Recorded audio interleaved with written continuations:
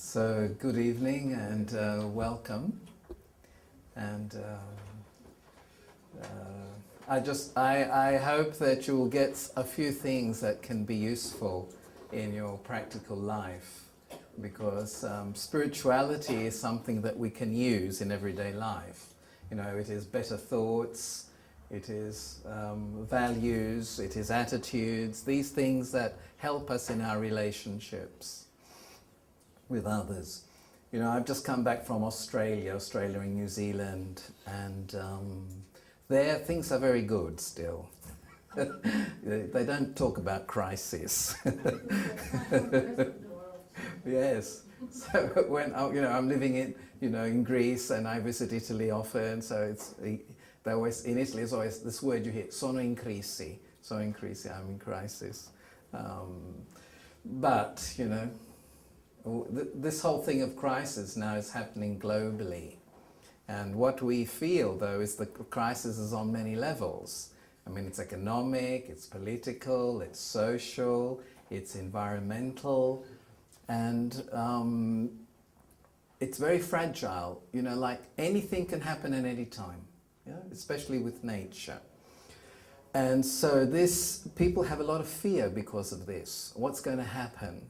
But also a fear that because they can't trust also the people who are responsible to care, to serve, the trust has gone. You know, when trust goes, you can't communicate properly. You can't feel that you are stable. You can't feel you're secure. And the systems are not working. You know, all the systems. Globally, this is starting to happen more and more. And people are trying to make systemic change. But, you know, what you find is the governments, you know, programs, policies, plans. Every year something new. Every year more and more the things are not collapsing.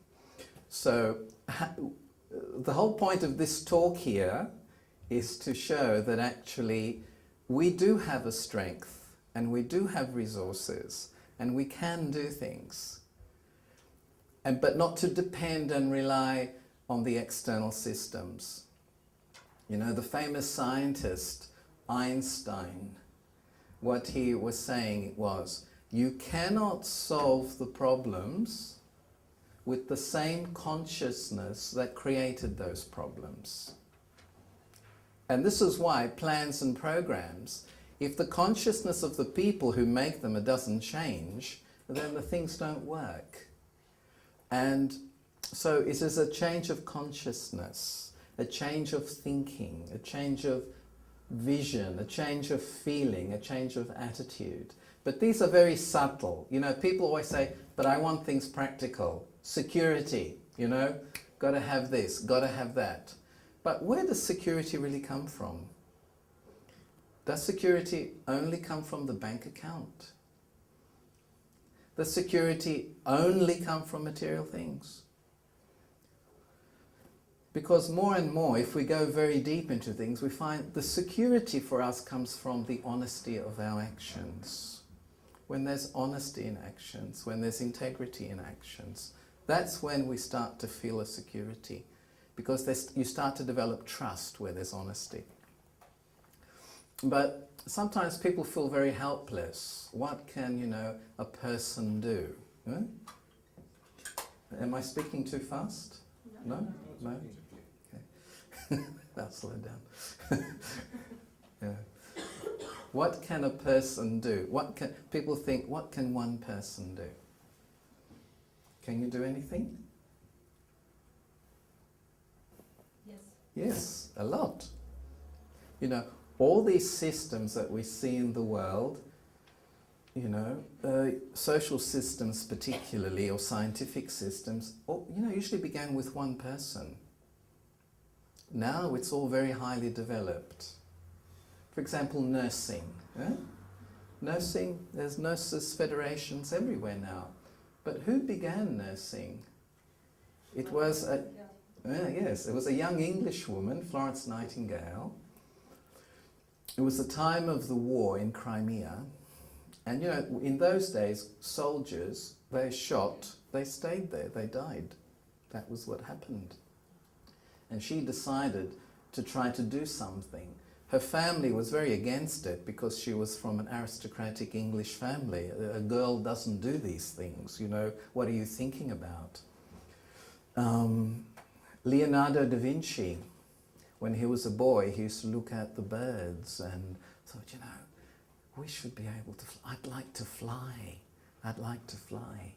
And he made things, you know, he drew things. You know, there's the plan of the first helicopter. But he was told, he said, look, don't think about flying. Because if God wanted you to fly, he would have made human beings with wings. So stop thinking about it.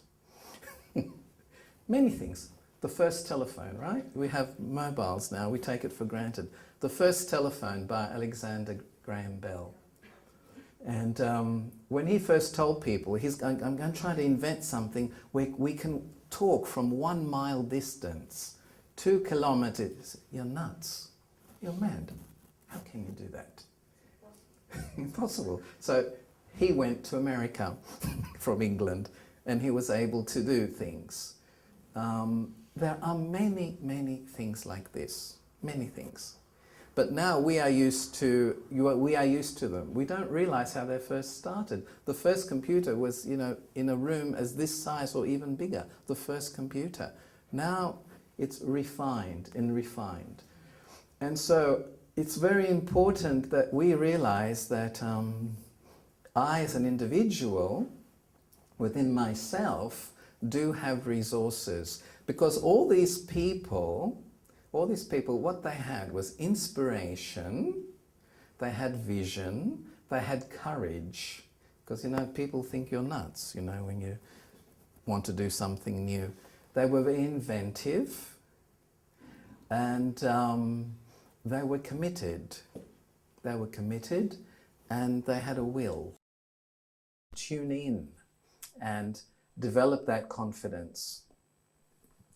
And so we have to understand that all the resources for ourselves are inside ourselves. When a group of students asked Plato, you know, what's the truth? Where do you get the truth?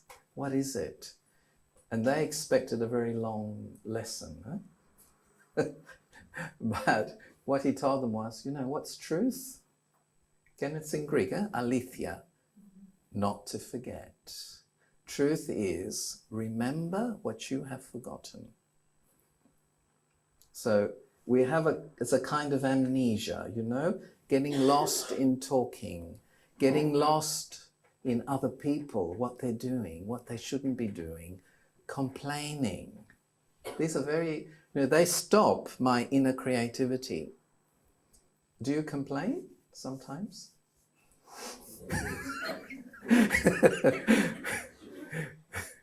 Sometimes, not often. Yes, but the same. If you don't change, your problem never goes away. And it's, you know, you can't see other people's behavior. It shouldn't be it's not my standard. I was telling some, you know, complaining and blaming. There's nothing, no solutions there. No solutions. And I remember my brother, you know, I was telling some other people about I have a brother and, you know, he's not too interested in these spiritual things. And he's been married now 5 times. And, you know, my mother gets a little bit confused. She says, I mean, how do I say how's his wife? Because I don't remember which one it is. And I remember actually once he picked me up from the airport and he was upset, you know. When relationships don't work, you're not really that happy. And actually he picked me up and he said, I want to ask you some things. You know, all these the things you do, spiritual things, I don't understand them so much. But I want to ask you a question. And if you can, give me the right answer for this question. I said, well, I don't know. It depends what the question is. I don't know what the right answer could be. But he said, you give me, you will, won't you? You'll give me a clear answer, won't you? And I said, yes, ask me the question. Huh? And the question he asked me was, what's wrong with women these days? This was his question. And I said, but you want me to give you an honest answer? An honest answer? I said, yes, of course. I said, when a problem keeps repeating, when a suffering keeps repeating, there must be something in yourself that makes it happen. There's something you're not really wanting to see and not wanting to change. I said, what kind of answer is that? This is not a good answer. I said, well, this is the best I can do, Because, and this is the whole thing, is actually, sometimes things keep happening and we can hit our head again and again, but actually I just need to be able to see, okay, this pattern is going on and on. Is there something? Is there something that can be changed? Is it an attitude? Is it a thought? And I told him, you need to have, what helps? Because he kept asking me.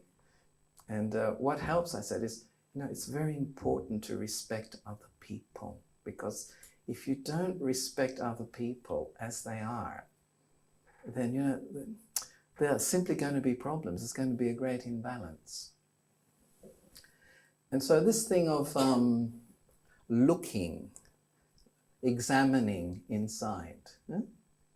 And Socrates was saying, he said, the unexamined life is not worth living. That I bring worth and value into my life when I examine and, refined. And like science, if you look at science always is self-examining, isn't it? So we get improvements in technological things. The first aeroplane, now the modern aeroplane. The first computer, the present computer. Advances in medicine, advances in many things. Because it's able to reflect on itself, and it's able to refine, and it's able to, get to a better level.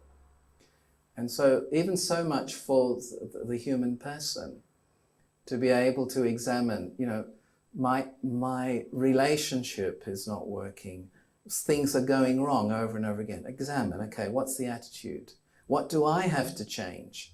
Because sometimes we cannot change there's a circumstance. The circumstance is like this. For example, I'm working with certain people. This happens over and over again. People's character is in this way or in that way. I can't change others. But what can happen is maybe I can change my attitude of how to deal with it. Rather than anger, rather than feeling the victim, rather than getting very frustrated, I have to be able to try to find a more positive way to deal with things. And this is the whole point of knowledge and spiritual knowledge. And many things we know already, don't we? We know many things. But, I said to somebody, we know things already. It was a group of young students, they were saying, we know a lot of these things about those.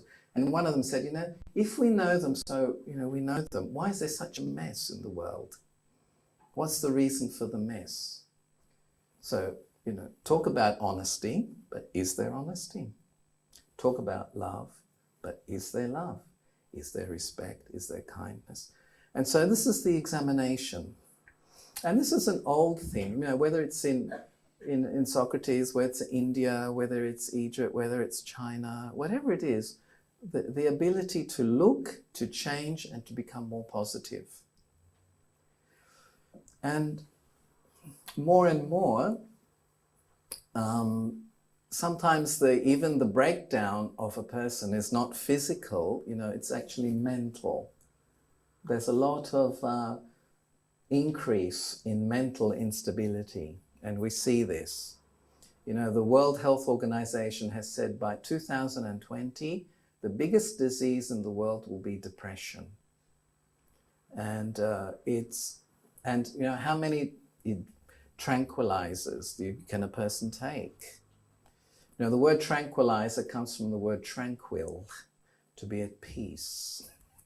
But, you can't, something that's in your soul, you can't always take it from the outside. It's got to come from inside, because it is there. And we know that for emotional health and spiritual health, there are three things that are very important for a human being, for an individual. And this is, it is the sense of identity, the sense of belonging, and the sense of purpose. When a person starts to have these three things, they start to have roots, they start to have an anchor. Again, I can't go into the details of this, it's a whole thing. I just touch on some things. So the sense of identity, who am I? And there's different levels. There's the physical identity, the physical, the body. There is the social identity of where I am, the culture, etc. But then the key identity is that of the spiritual identity. Spiritual identity is those resources that make me a better human being. Love, trust, happiness. I mean, we all, of course, have the instinct for these things, but what happens, they're not always realized. And peace, big one. Peace is a very deep part of the blueprint of the soul. So where there's the spiritual identity, there's the feeling of equality also. And, sometimes people ask me, where do you feel more at home? You're Italian, you're brought up in Australia, you're living in Greece, you lived in Hungary, you England. It says, where do you feel at home? Well, I said, well, two things. I feel at home inside myself, but also you feel at home everywhere, because everywhere there are good people. Everywhere there are good souls. Everywhere. So everywhere in a way is home also. And so one of the fundamental powers, and it's very important for a human being, is peace. Peace you can get from nature. You go out and you get that peace, but you can't always be in nature. So to find that peace deep within, and this was the use of silence, to be able to connect with the peace inside. And peace is very important for my daily life. If I am stressed, if I am angry, if I am afraid, if I'm upset, that is also going to disturb how I discern things, and it will influence my decision making. A person who is in stress will never make good decisions. And then those decisions impact others, and then others resent. Others will not deeply cooperate. See, if I'm not in peace with myself, my discernment is it's the accuracy. It's the accuracy. My discernment is not clear. And then the decisions I make, and especially if they affect other people, can be very wrong. So, because why I'm saying this? Because people think that if you say to be in your inner peace, it's not practical, it's too passive, but it actually is the opposite. If you're clear, maybe you can do something accurately. If I'm not clear, I may do something, but I may do it wrong, and it can take many days to fix it, a long time to fix it. So these inner resources like peace and harmony, whatever, these actually do help me a lot in my daily and practical life. Because someone who can remain in a certain self-mastery is able to find solutions. Once I was reading an article, and in this article, it was talking about, there was parents, they had left their children, it was about the 7th or 8th floor, I don't know, 3 children, 4 children. They went out just for a little while, and we're going to come back straight away, but a fire broke out. And that fire broke out very quickly, and there was a lot of smoke. And the fire brigade came. And because there was a lot of smoke, you know, what happened is the children were at the window, but they couldn't see, and they were crying, you know. And the thing is, they had to jump, but they were afraid to jump. And so the parents came, and the mother got very upset. She got very hysterical, and you know, screaming at them to jump. And the more she got hysterical, the more they froze. You know, they just froze up. They couldn't move. And then the fireman came and spoke to the father. Look, you've got to get them to jump, but you have to keep your voice very, very calm. You've got to keep speaking, and you've got to keep very calm. And you've got to keep encouraging them. You've got to think of things, you know. And he said, you know, take the mother away, far away, because that, you know, they get a lot of fear, and they will not be able to. So the father started, you know, just talking, and the fireman was, you know, saying, you know, just keep it peaceful, keep it clear. So the fireman had to be behind him as he was speaking. And then, you know, the father said, you know, remember I used to throw you and I used to catch you, didn't I? You know, you can do it again. I'm here, I'm going to catch you. And so after some time, you know, this is what happened. You know, 1 and then 2 and then 3. This was the result. And so these things are very useful. Sometimes we're too much in a rush to achieve and in a rush to get things done. And we don't keep whether it's a peace, whether it's a space, whether it's a quietness, just to observe, just to reflect, just to understand how it can be done better. So when we speak of spiritual identity and we speak of the soul and the peace, this is what comes into our consciousness, and that consciousness helps. And then the other thing is the sense of belonging. It's very important for a human being or individual to have roots, a sense of belonging, to respect and to be respected, to love and to be loved, but in a real way, not in an artificial way. You know, when there's no sense of belonging, there are no roots, and there comes an emptiness. And what we're finding in a lot of the, you know, even the so-called advanced societies, you know, like America, Australia, England, Sweden, these places, on one level they're working, but sometimes on another level they are not working. And so there is an emptiness inside. I mean, it's global, it's in many places. And when there's an emptiness, you try to fill it, and people then try to fill it, and they get addicted. And that addiction can be anything. But what happens with an addiction is you can't really fill the, you know, the more you get, the more you want. Like drug addiction or alcohol addiction doesn't really satisfy. It can't fill the emptiness. The emptiness has to be filled by something much more spiritual and much more humane. And so belonging, the sense of belonging. And it's very important for a person to feel that they truly belong. But that's also linked to the sense of purpose. Why are we here? Why am I here? Eat, sleep, drink, work, make money. Eat, sleep, drink, work, make money. Eat, sleep, drink, work, make money. Is there something a little bit more?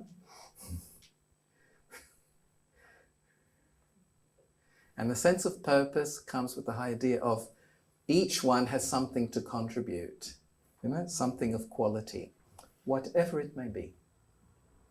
It can be, you know, a good teacher, a good mother, a good father, a good business person, a real doctor, they offer. They offer the best of themselves.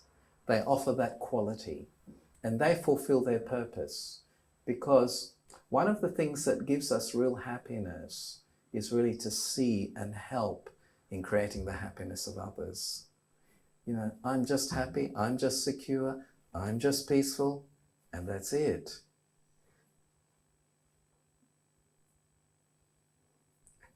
Actually, it must be, you know, this whole thing of generosity. And so purpose. Purpose is to bring out your best and to offer it. And there's no price in this, is there? You know, they say the best things in life are free. You can't go to the doctor or to the chemist and say, look, chemist, can you know, I'd like a kilo of love. Or you go and say, look, I'd like 2 kilos of peace. Or this. They are free. The real things in life are free. But, you know, if I'm not in the right state of mind, if I don't have the right behavior, if I don't have the right character, I don't get these things. I don't get them. Can you demand from somebody to respect you?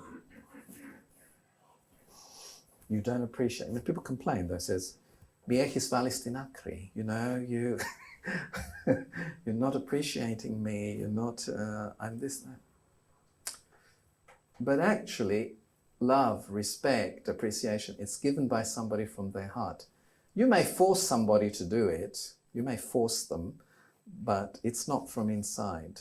You use a force, you use your position to force others. But this is not the real way. So remember, always, the best things in life are free, but I have to be kind of worthy for them. I've got to be in a position for them. And so this, the sense of purpose is very important for all of us.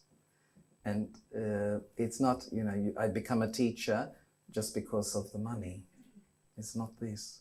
It's to offer something of quality, to see the cultivation of potential. It's happening. Offering something of benefit to others that they can really get a benefit from, whatever it is. Whatever it is. Because there's a law. There's a law. And that law is the law complementarity. What that means is things complement. Like, for example, my face, your face. Eyes, nose, mouth, ears. Everyone here has. And they're in the right position. You know, you don't have your eyes under your feet because it doesn't help. That's not the right position for them. But they all complement. They work together and create the whole face. This is how a society works. In a society, everyone's needed. You know, whether it's the person who collects the rubbish, whether it is the gardener in the parks, whether it is the teacher, whether it's the business person, whether it's the doctor, all are needed. But, you know, if there's superiority complexes and inferiority complexes, then prestige just goes to one occupation or two occupations. They don't value the whole. And then such a society actually breaks down and there's lots of conflict. Conflict is because I don't appreciate what the other is offering. And maybe I don't appreciate what I'm offering either.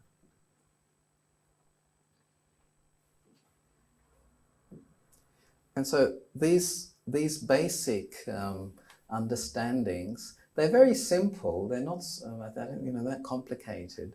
They're very simple, but the point is, you know, to be able to think like this and live like this is a big jump. It's a big jump because there are, old habits. The old habits. What's a big habit? Criticize others. It's a big habit, isn't it? I criticize first rather than maybe try to understand where they're coming from. And when I find a person is very critical, they're just rejecting. And at the ego, they know better. They know better. I don't know. I know some things, many things I don't know. I'm a student. I'm learning. Yes, I have experience in some things.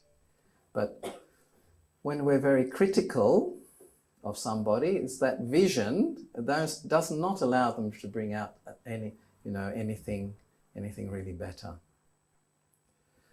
And so what I need is also humility. It's not a popular it's not a popularity. But humility, it doesn't mean subservience, like this. Humility means I'm open. I'm willing to learn. I have a self-respect. I want to try things. I want to experiment. There's a new space, and also people often talk about success, and you see, like Thomas Edison, he wasn't successful for a long time. Even Florence Nightingale was not successful straight away. What made them successful first? Their motives. Motives. Why am I doing something? Why am I in this position? Why am I a teacher? Why am I a business person? Why am I a doctor? What's the reason? What's the motive behind it? And when the motive becomes becomes clearer and clearer and cleaner and cleaner, then the result will always be there. The good result will be there, but it may take time to get there. It may take time. And another thing is, I think, is very, very important. And people do have this, they have it, but sometimes it's forgotten. It's generosity. To be generous, not to be stingy. Stingy, what does that mean? I was very patient with you 5 times. You didn't respond. Now I stop. I was saying good morning, kalimera posise, every morning for 2 weeks. I didn't see a good expression. Actually, if you believe in something good, you keep going with it. You don't always have to wait on the response of the others. It's why I'm doing it and how I'm doing it, because it gives me contentment. The right motives give contentment to myself. The result may take time. You don't always fix things, straight away. And generosity is like nature. An apple seed, one seed, apple. You plant it, the tree grows. One apple, one seed, one apple. That's how it works in nature. If it did, we would all starve by now. Nature, one seed, the tree, thousands of apples, thousands, for a long time. And within each apple, there's a potential for another tree. Nature has always had this generosity. And people can be like this, I have seen. They can be. They're generous. They give because they have this purity in them, and they just do it. But lately, because of fear, insecurity, everything starts to be counted. And when you have a bad feeling for somebody, one counts a lot, and animosity and resentment that stays for years about somebody. I can't be generous enough. Forgive it, let it go, because it holds me back actually also. I can't move forward. And so generosity is not giving, generosity is sharing the best, The apple tree, she shares her best. She gives her fruits. And people have a lot of blessings for the tree, a lot of blessings for nature, because they get those things. And so how can I, how can I move forward? How can, there were these three things, but also another principle is this principle of harmony. I know that, I'm saying these things and it's easy to say, but of course it takes time. It takes time to put these into practice. It's not done, all at once. But at least it is very helpful to be aware. And, in mathematics, the equidistant triangle, it was in Greece, was the symbol always of harmony. The symbol of harmony. And there were 2 points at the bottom and then 1 point at the top, right? And so remember that even in those times, mathematics was always, it was trying to study spiritual principles. It wasn't just maths like that. And so the first point was the point of the self and going within, going inside. The next direction, what's the next direction in creating a thing of a picture of harmony? Where do you go next? First is within, isn't it? The next? Huh? Next to you, across, horizontal, is it? Yeah. What do others think? Thanks for the answer anyway. It's good to hear somebody. What's the next? What do you think? No, the top. Yeah, okay. I should explain it maybe a little bit better. But the top is actually the divine, the spiritual. So it was thought that actually first you move within, then you make a straight line, you touch the one, the divine, however you call it. In ancient geometry, they called it the divine architect, the one who created things. And then when this is okay, then you can move horizontally to the other.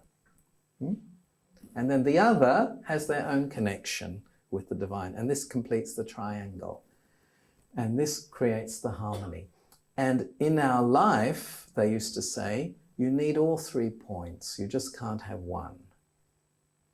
Because because the flow has to go through all 3. Because if you just have one of them, there can be a big problem. For example, I go in myself, right?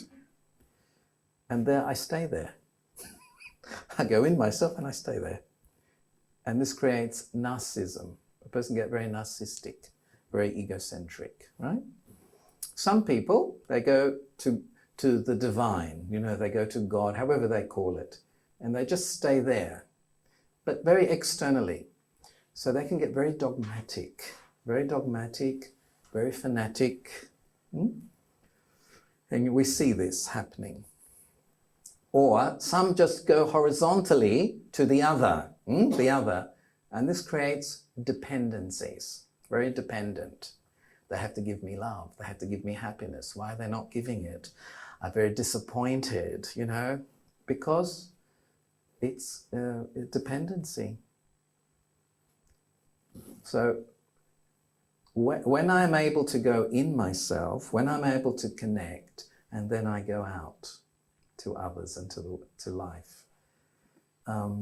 You can't be close, I can't be connected to love or truth or peace and have violence towards other people.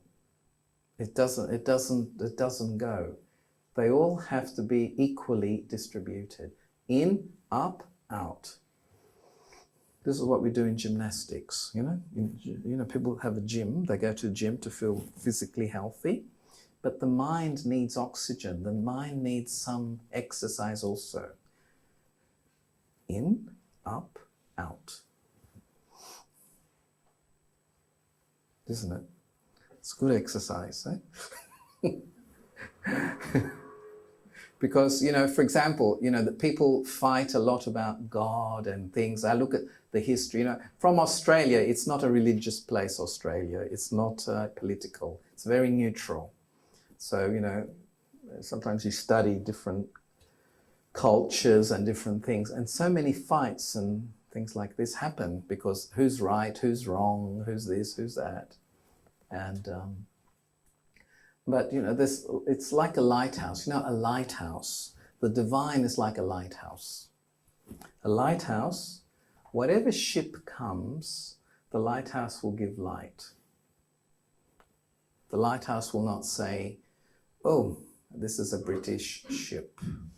I don't like British. I will not give them so much light. Oh, here comes a Chinese ship. Not too bad. So. I'll give a bit. Or they say, oh, this is a Norwegian ship. I like Norwegian. I'll give them more. The lighthouse will give the same. That's how it is. The lighthouse gives the same light and the same guidance to all the ships. Now, what the ship does, or what the ship's captain does, that's up to them. That's their choice. Because we always have a choice.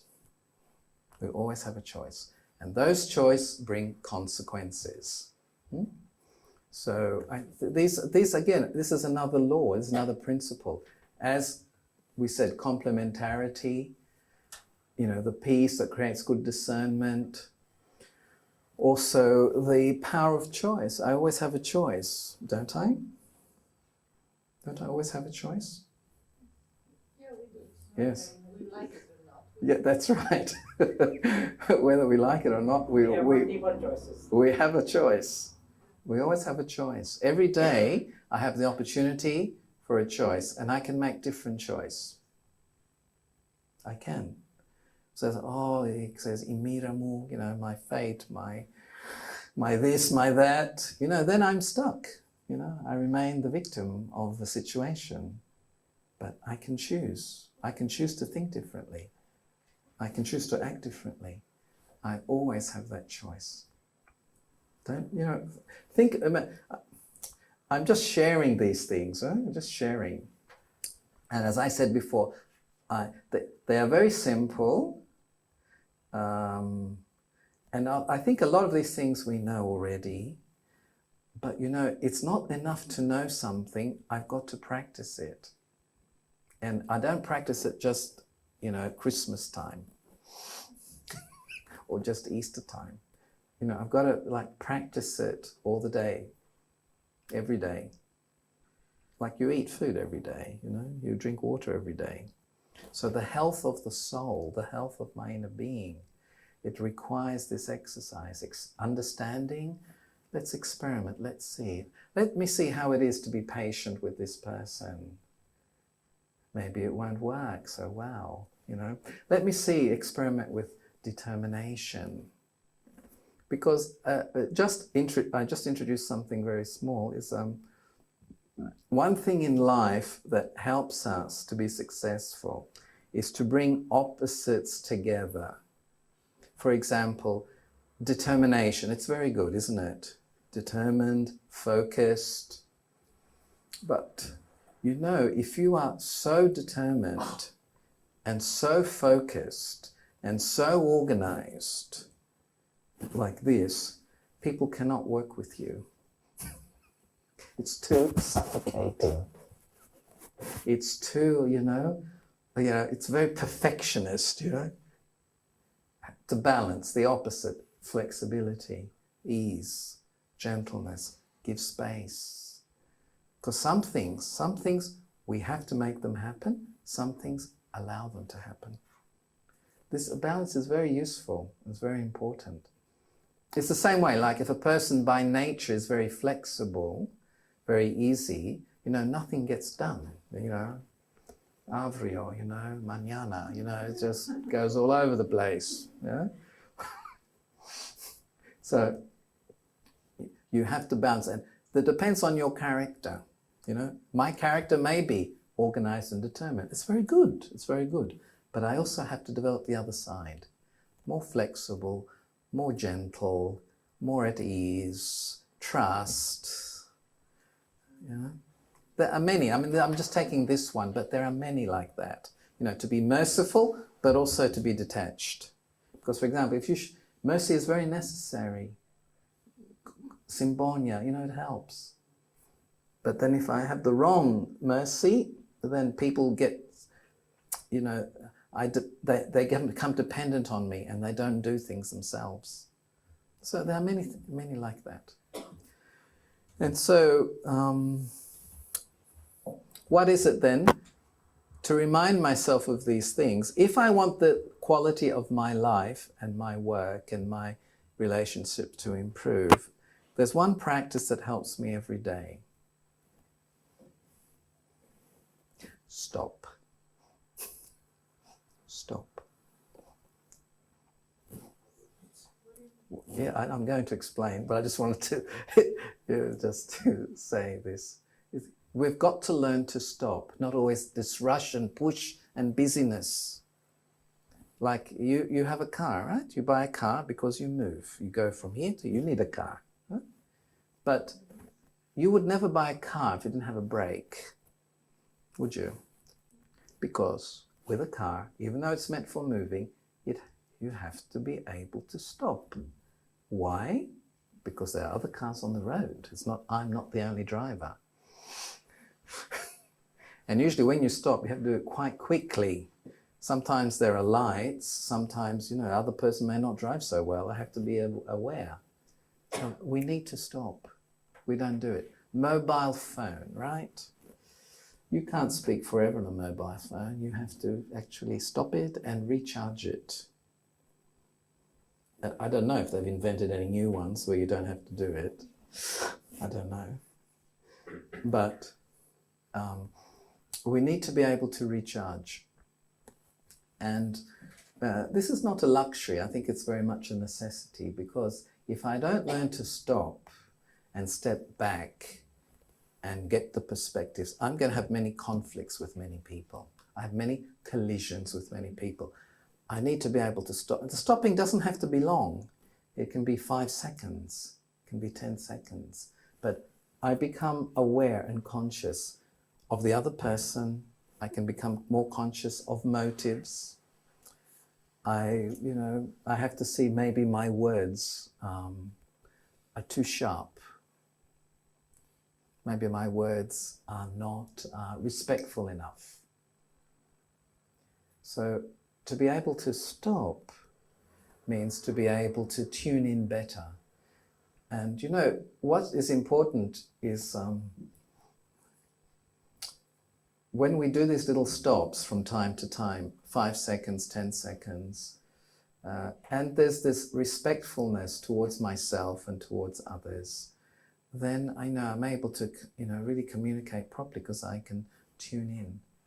You know, sometimes I do these seminars. I've done them myself, conduct seminars, 4-day seminar on communication, Everything's fine in the theory and when you're in the seminar, but then when you go out,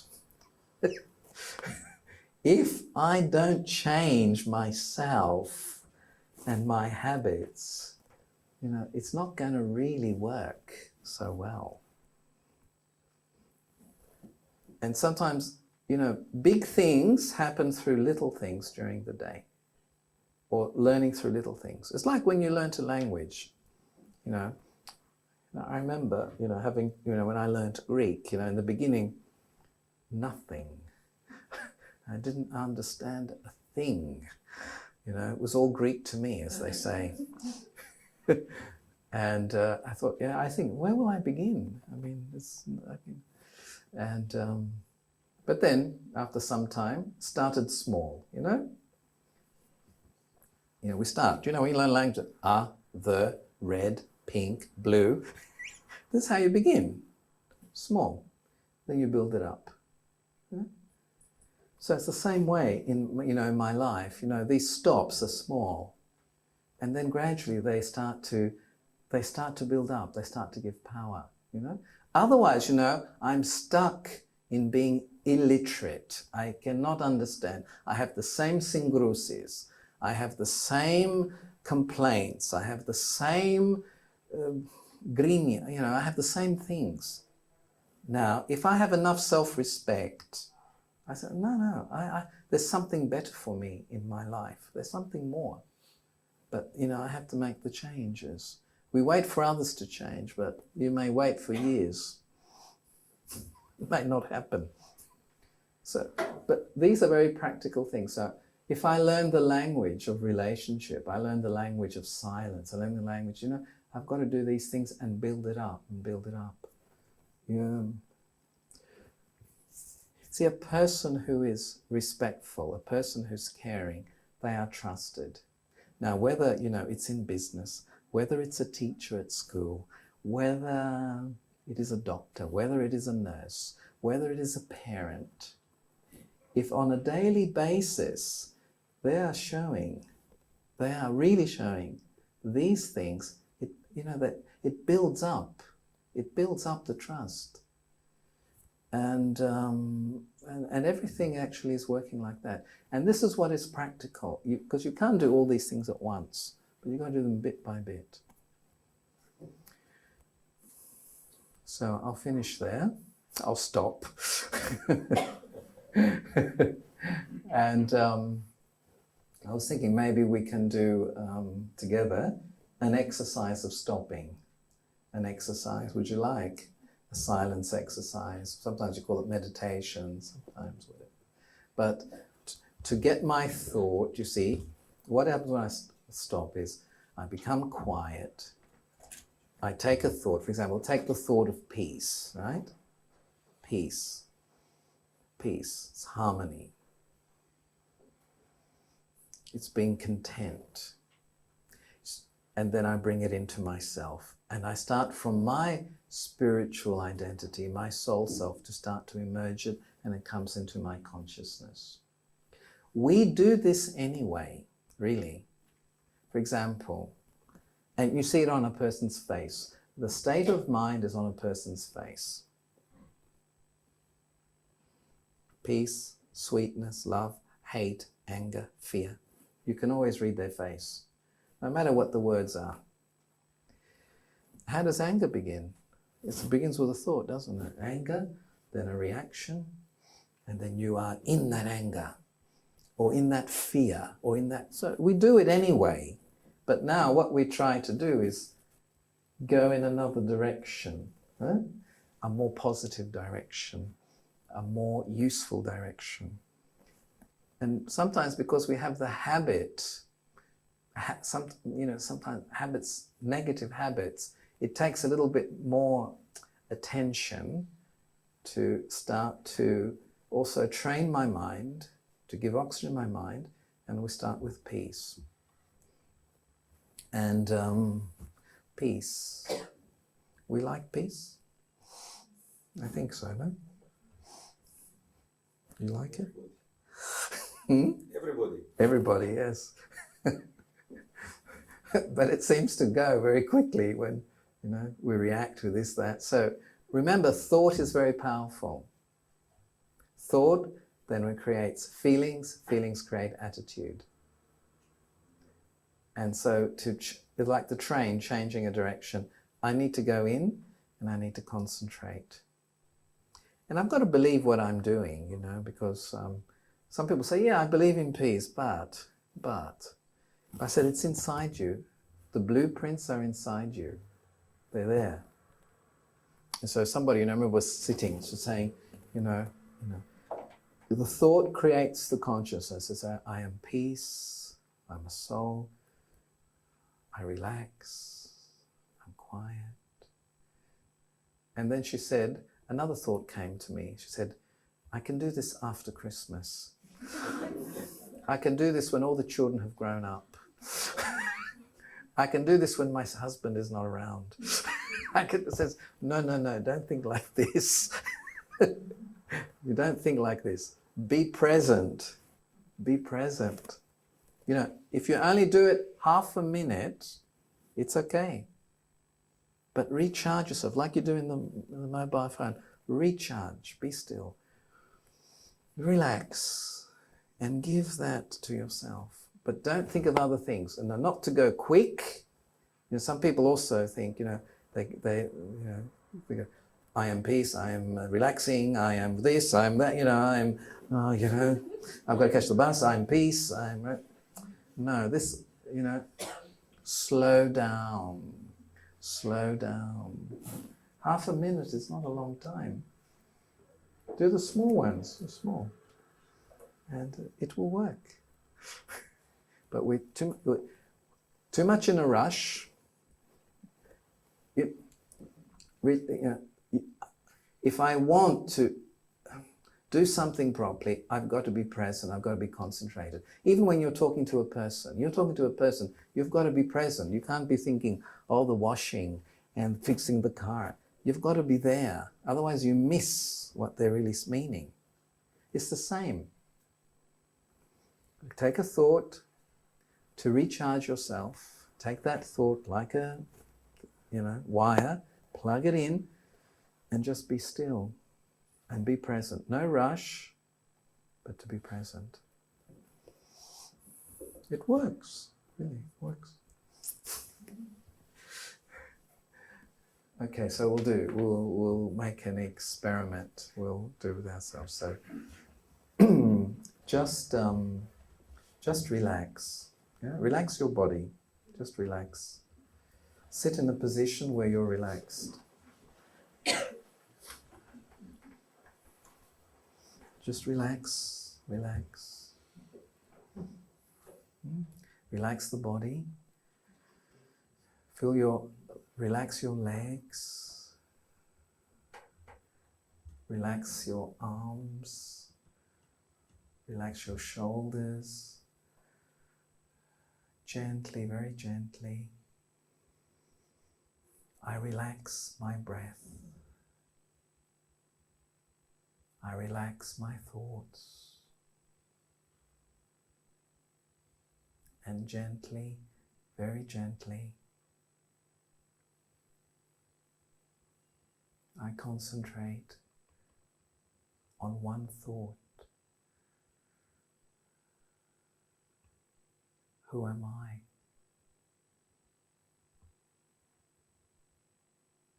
I go deeper and deeper into silence,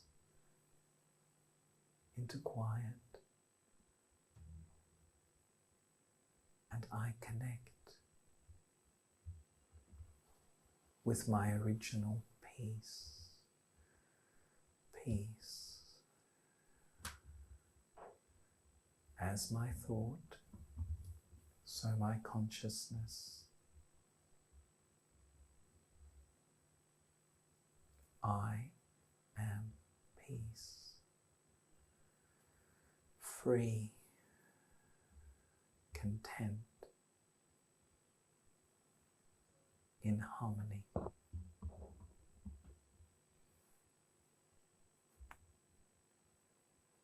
Now,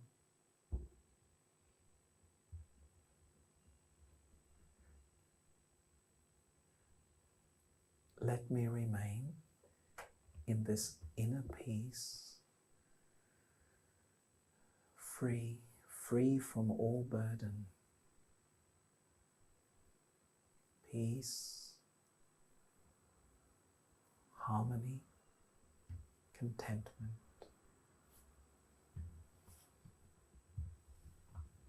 Peace, harmony, silence. Peace and silence. I'm a soul. I am peace.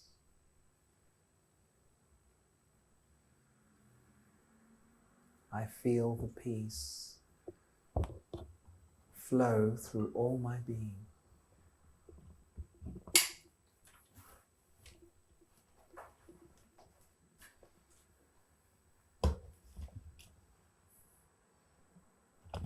Peace and harmony. Peace and silence. Silence.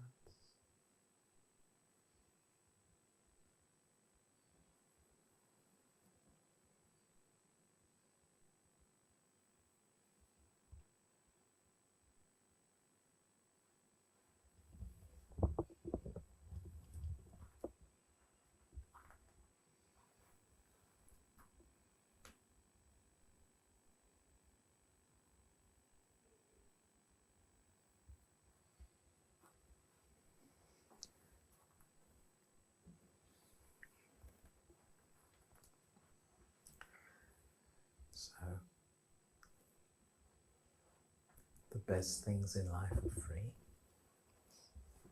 So to give time, short time, to recharge. Fresh, clear. Helps me in my life. Okay.